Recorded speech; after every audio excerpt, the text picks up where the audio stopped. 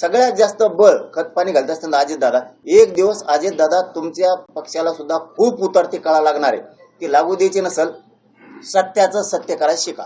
मी 2-3 शब्द अजितदादाचे ऐकले होते बघा. हमेशा ते म्हणत असतात भाषणात गेल्यावर एकदा असं हात फिरत येत आणि ते म्हणत असतात मी कामाचा माणूस आणि मला खोटं खपत नाही.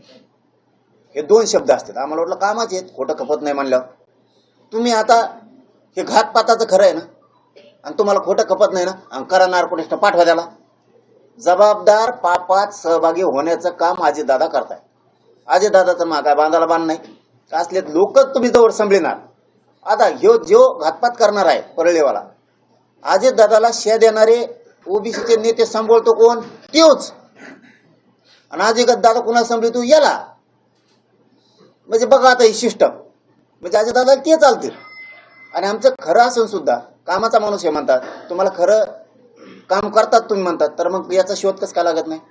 पापात पडू नका अजितदादा. हो, मराठ्यांचे पोरं जर एकदा तुमच्यापासून सटकायला लागले ना, तुम्हाला फक्त त्याला एकट्याला धरून बसायला लागेल आणि एक दिवस तसा दिवस उगणार आहे. एबीपी माझा, उघडा डोळे बघा नीट.